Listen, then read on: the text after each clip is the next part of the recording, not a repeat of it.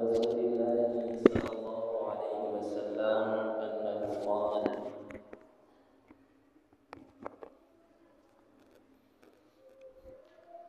المؤمن بين مخافتين بين أجل قد مضى لا يدري ما الله صانع به وبين أجل قد بقى أي بين أجل قد بقي لا يدري ما الله فاد فيه فليتزود العبد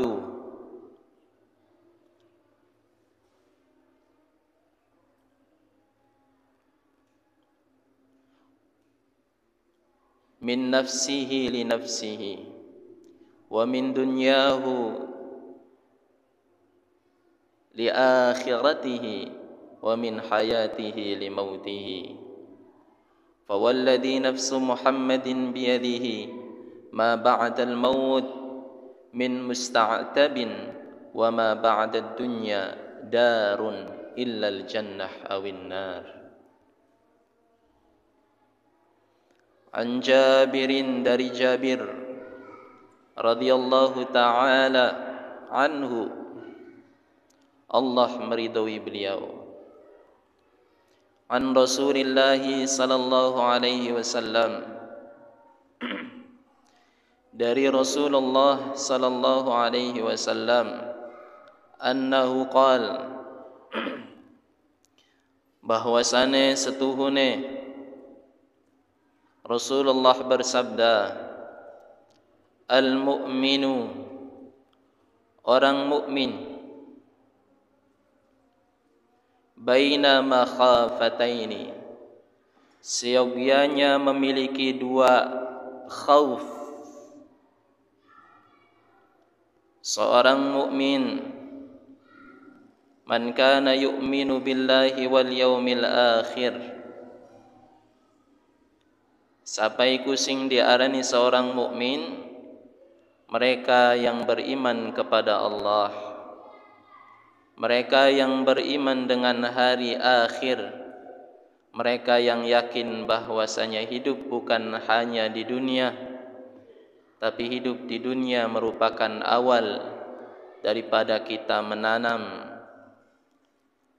Kita akan berjumpa dan bertemu lagi nanti di akhirat. Mereka itu diantara ciri-ciri orang mukmin. Kata Nabi, al-mu'min, seyogyanya bagi orang yang beriman, baina makhafataini, hendaknya dia memiliki dua rasa khauf. Apa saja khaufnya? Yang pertama, baina ajalin qad madha, hendaknya dia memiliki rasa khauf terhadap ajal. Ajal di sini maknanya waktu, ya, waktu. Ajal juga bisa dimaknai kematian, tapi dalam hadis ini maknanya adalah waktu. Baina ajalin qad madha, yang pertama hendaknya dia punya rasa khauf terhadap waktu yang telah berlalu, yang telah lampau. La yadri mallahu sani'un bihi, karena dia tidak tahu apa yang akan Allah perbuat daripada amal yang dia telah lakukan di waktu yang telah lalu. Belum tentu yang beramal baik kemarin dinilai baik oleh Allah Subhanahu wa ta'ala, karena bisa jadi amalnya dicampuri dengan rasa takabbur, riya, dan bisa jadi amalnya bukan diniatkan untuk Allah Subhanahu wa ta'ala. Maka kemarin yang sudah sholat jamaah, kemarin yang bisa istiqamah duduk di majelis ta'lim, Jangan terlampau bangga, karena bisa jadi meskipun di pandangan kita itu merupakan amal baik, tapi karena amal tersebut ada yang salah di mata Allah Subhanahu wa taala, maka belum tentu menjadi buah yang manis yang nanti akan kita petik di akhirat. Maka berhati-hatilah dalam beramal. Orang yang beramal belum tentu selamat, apalagi orang yang tidak beramal. Orang yang salat belum tentu selamat, lebih-lebih orang yang tidak salat. Orang yang ngaji belum tentu selamat. Lantas gimana yang enggak ngaji? Lebih-lebih enggak selamat. Maka dalam beramal mesti berhati-hati. Minimal kata para alim ulama dalam salah satu kitab Situs Sifalis Sahaba radhiyallahu anhum, dalam beramal itu minimal yang perlu kita koreksi adalah 3 perkara. Pertama, sesuatu yang akan kita perbuat itu sesuatu yang dicontohkan oleh para alim ulama atau tidak. Ibadah yang kita buat itu merupakan ibadah yang diajarkan oleh para alim ulama kita atau tidak.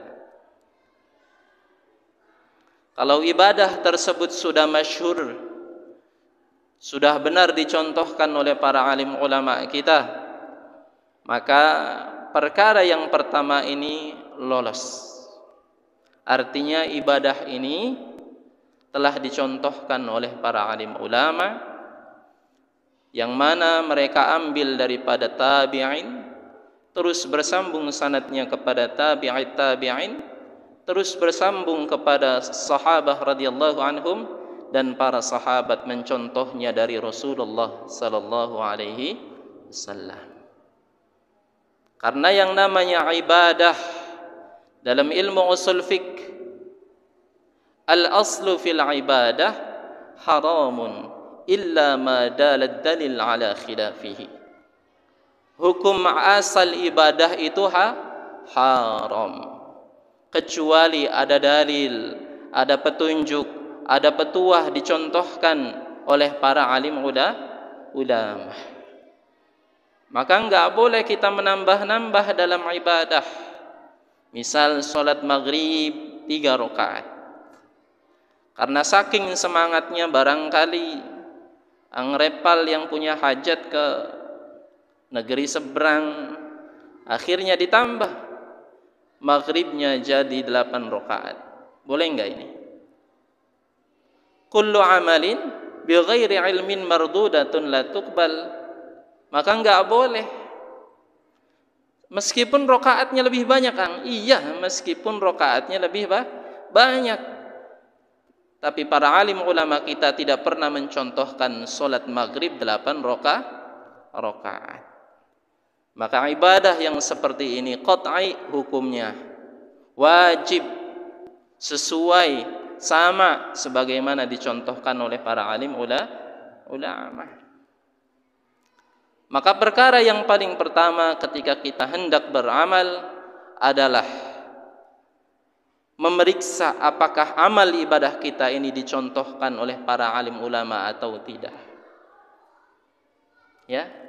Karena tadi balik lagi dalam ilmu usul fiqh, hati-hati, al-ibadah haramun illa madalad dalil ala khilafihi. Enggak boleh kita buat-buat. Salat sunnah sebelum pergi dagang bakso.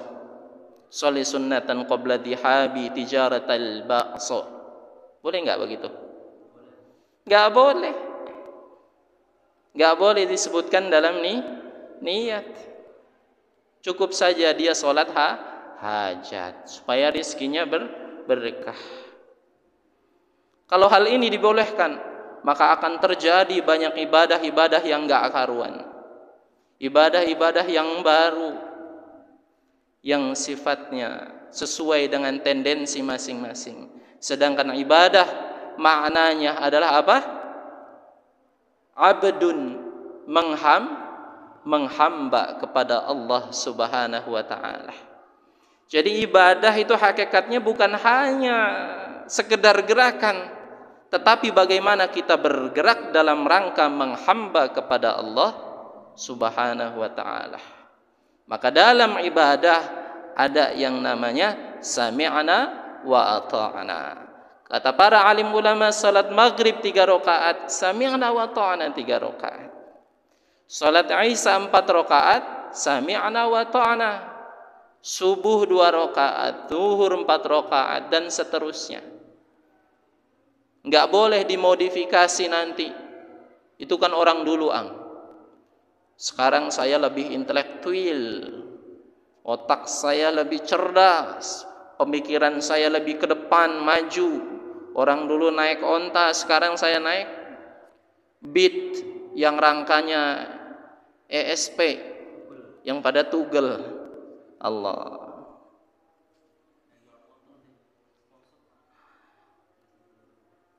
Maka tidak boleh ada modifikasi ibadah yang sifatnya wajib, yang sudah masyhur ditentukan oleh para alim ulama, oleh jumhur ulama kita.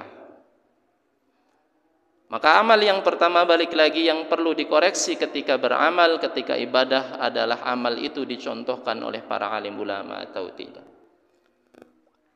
Kedua, setelah amal itu kita koreksi benar, kita tanyakan kepada para asatidz, kepada para alim ulama, kalau amal ini benar dicontohkan oleh para alim ulama, maka yang kedua yang perlu kita koreksi adalah apa?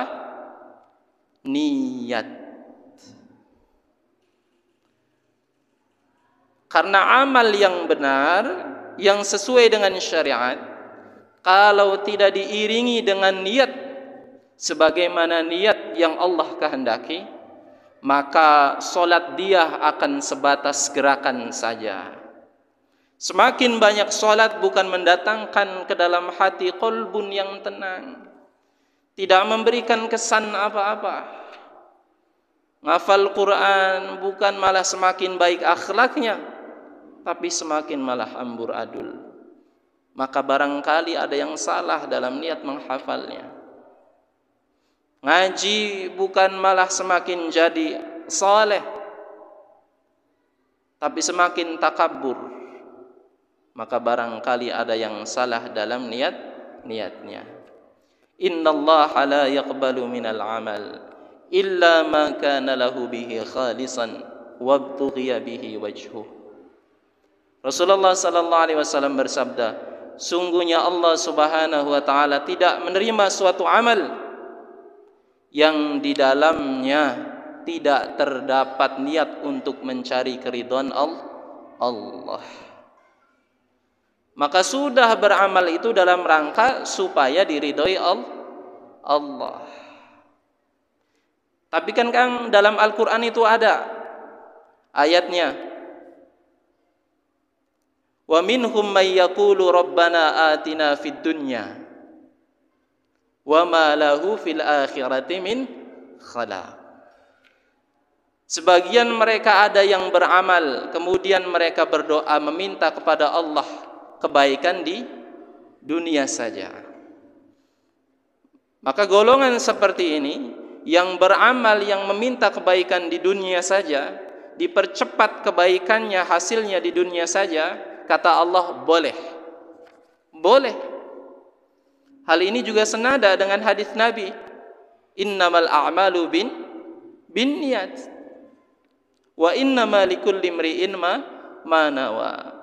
Faman kanat hijratuhu ila dunya aw imra'atin yatazawwajuha fahijratuhu ila ma hajara alaihi. Setiap amal itu tergantung dengan niatnya. Kata Nabi, barang siapa yang beramal niatnya untuk dunia atau untuk perempuan yang hendak ia nikahi, maka kata Nabi, Allah pun akan memberikan dunia. Allah pun akan memberikan apa yang dia maksudkan. Tapi apa sambungannya? Wa ma lahu fil akhirati min khalaq. Mereka yang beramal ibadah, yang dipercepat hasilnya di dunia ini, minta dipercepat, tidak meminta kebaikan akhirat, maka kata Allah, wa ma lahu fil akhirati min khalaq. Golongan yang demikian tidak akan mendapatkan bagian di akhirah. Maka hari ini yang banyak beramal, yang banyak salat, tahajud jalan, duha jalan, puasa pun jalan, puasa sunnah, sedekah jalan, akhlak baik, tapi kehidupannya kelihatannya itu pas-pasan saja. Ketika pengen makan sate, pas ada satenya. Ketika pengen naik mobil, pas ada mobilnya. Ketika pengen ke Korea, pas diberangkatkan cepat-cepat. Itu. Ketika pengen kuliah, pas tesnya lulus. Maka barang siapa yang banyak beramal, kemudian doanya seakan-akan tidak dijawab oleh Allah Subhanahu wa taala, kata para alim ulama, maka sesungguhnya Allah menghendaki kepada dirimu bagian akhirat. Ditabung itu amal engkau untuk akhirat. Maka luruskan niat ketika beramal semata-mata hanya untuk mencari ridha Allah. Sudah begitu aja, tok, fokus salat karena Allah, ikhtiar cari rizki karena Allah, mendidik anak jadi saleh dan saleha, mendidik istri karena Allah. Kalau sudah karena Allah, mencari ridha Allah, maka tidak akan menemui kekecewaan dalam setiap amal yang ia lakukan. Mendidik istri karena Allah, tapi istrinya nggak mau taat. Urusan istri dengan Allah. Yang penting sebagai suami telah mendidik istri. Mendidik istri supaya taat pada Allah, menutup aurat, tapi istri nggak mau menutup aurat. Jadi urusan istri dengan Allah. Karena suami telah melaksanakan tugasnya untuk mendidik istri. Itu ikhtiar karena Allah. Ikhtiar dagang, ikhtiar apapun itu karena Allah. Adapun hasilnya dapat atau enggak, yang penting ikhtiar, selesai. Ya. Jadi niat perbaharui, luruskan semata-mata karena Allah. Kata para alim ulama, setidaknya mengoreksi niat ini dalam 3 tempat. Mengoreksi niat dalam 3 tempat ketika beramal. Yang pertama, qoblal amal. Sebelum sholat misal, maka diperiksa niatnya sebelum takbiratul ihram. Luruskan niat, fokus, tawajjuh ilallah. Kalau sholat kita ini semata-mata untuk mencari ridha Allah. Yang kedua, periksa niat ketika beramal. Sedang beramal, tatkala amal itu sedang dikerjakan. Contoh dalam sholat, barangkali di pertengahan hati kita buyar, melenceng, yang awalnya pertama kali niatnya untuk mencari ridha Allah, supados Allah ngapura dosa kula sekabehane, tapi di pertengahan jalan melenceng, barangkali ada riya qalbunnya, maka luruskan kembali. Dan yang terakhir, kata para alim ulama, memeriksa niat ba'dal amal, setelah mengerjakan amal. Setelah sholat salam, maka dikoreksi niatnya dengan sembari mengucapkan istighfar. Maka sunnah mengucapkan istighfar setelah kita melakukan aktivitas. Setelah sholat, astaghfirullahaladzim. Lisannya mengucapkan istighfar, qalbunya diluruskan bahwasanya tadi salat saya dikerjakan untuk Allah. Dagangnya ia lakukan, selesai mengucapkan istighfar, bahwasanya tadi dagang itu dalam rangka mensyukuri nikmat Allah, dalam rangka ikhtiar menjadi hamba yang baik hidup di dunia ini.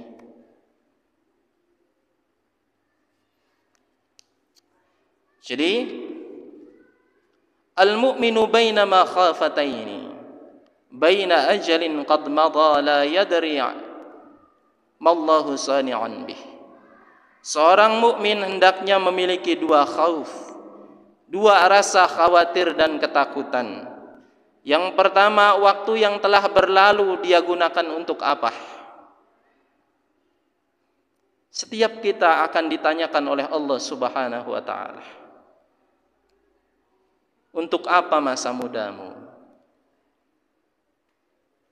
Untuk apa lisanmu di masa muda?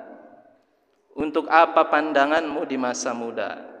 Untuk apa pendengaranmu di masa muda? Dan seterusnya sampai engkau bertemu dengan Allah.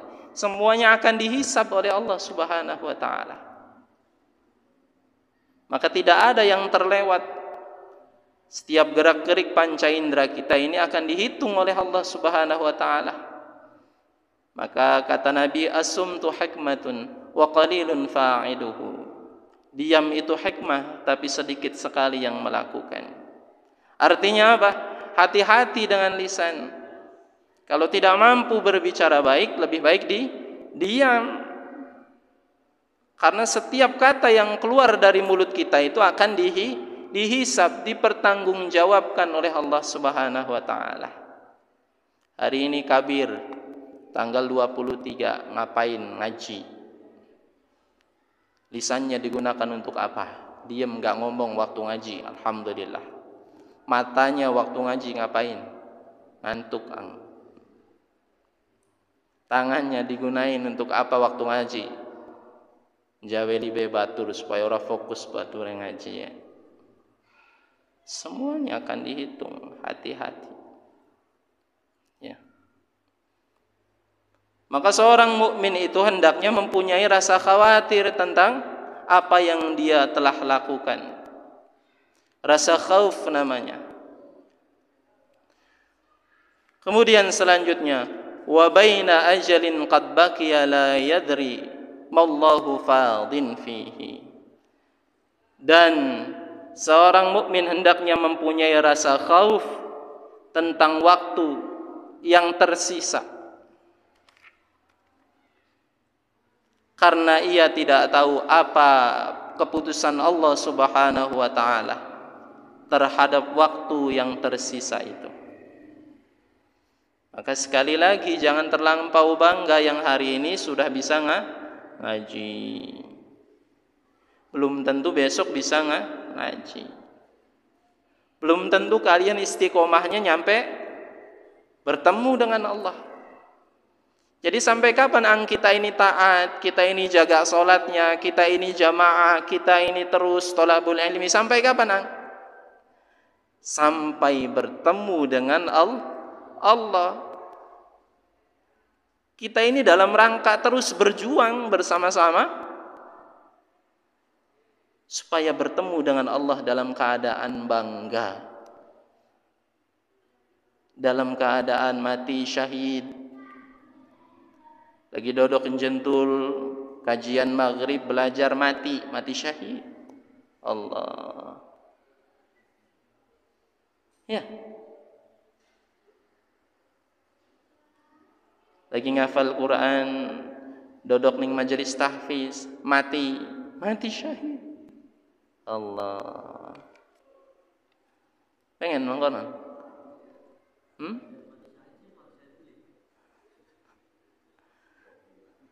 Istiqamah. Jadi jangan bosan dengan ibadah. Karena kata Nabi pun demikian. Perang yang sesungguhnya adalah perang melawan hawa nafsu. Perang yang sesungguhnya dalam artian tadi melawan hawa nafsu adalah apa? mengistiqomahkan diri dalam keadaan taat pada Allah dengan duduk di majelis ta'lim, thalabul ilmi, ibadah dan lain sebagainya, ya. Falyatazawwaj al-'abdu min nafsihi li nafsihi, maka hendaknya seorang hamba, kata Nabi, membawa bekal dari dirinya untuk dirinya. Ya. Wa min dunyahu li akhiratihi, dari dunia yang ia karuniakan kepadanya untuk kehidupan akhirat. Maka hari ini yang punya banyak harta, ayo digunain hartanya sebagai bekal akhirat. Masih banyak PR kita di masjid ini. Bangunan belum selesai.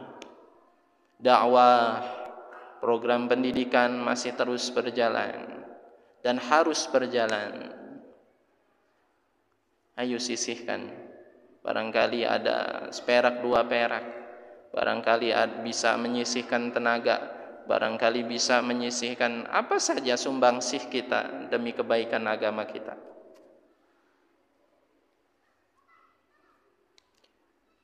Wa min hayatihi li mautihi, dan hendaknya dia berbekal kehidupan dunianya untuk matinya.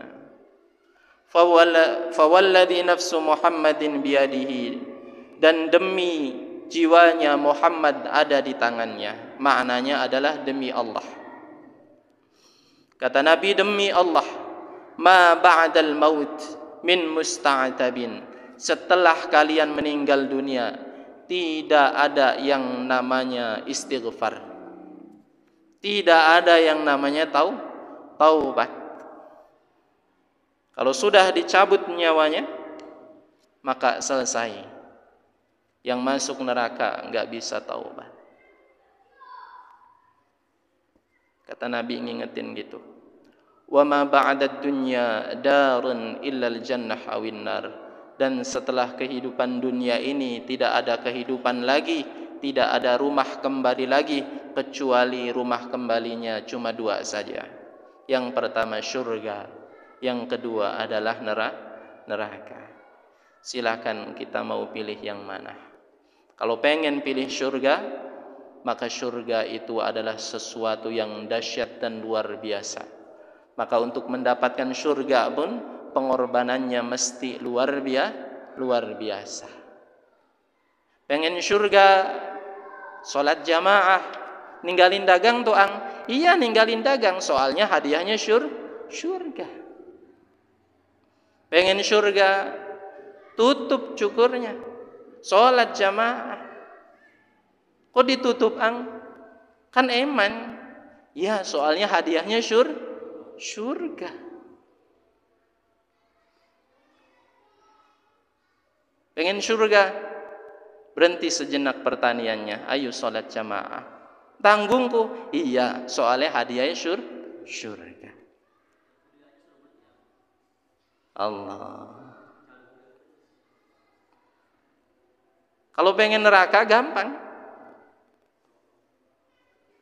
nggak usah pikir ibadah, ya. Nggak usah capek-capek badan kita mempersiapkan diri untuk taat pada Allah. Otomatis neraka tanpa hisab. Allah. Wallahu a'lam bishawab. Semoga kita ini menjadi hamba yang dapat memanfaatkan waktu kita, sisa umur kita, dan Allah mengistiqomahkan kita. Taat kita bukan hanya hari ini, tapi taat kita sampai kita bertemu dengan Allah Subhanahu wa ta'ala. Kita berdoa pada Allah, ya Allah, kalaupun saya susah itu tidak menghalangi saya taat pada Allah. Ya Allah, kalaupun saya mencari rizkinya ini dengan jalan panas-panasan, tapi tolong ya Allah, jalan panas itu tidak menghalangi saya untuk melaksanakan perintah Allah. Doa minta pada Allah. Ya Allah, saya bukan siapa-siapa. Saya sekolahnya enggak tinggi, saya enggak berpendidikan, tapi saya pun berhak untuk mendapatkan syurga. maka berikan saya jalan rizki yang baik yang tidak menghalangi saya taat padamu ya Rabb. Gitu doa. Yang ada waktu untuk ibadah padamu, yang ada waktu untuk menuntut ilmu, yang ada waktu untuk berdekat-dekatan dengan para alim ulama. Wallahu a'lam bishawab. Subhanallah bihamdihi, subhanallah bihamdika, asyhadu an la ilaha illa anta astaghfiruka wa atubu ilaik. Assalamualaikum warahmatullahi wabarakatuh.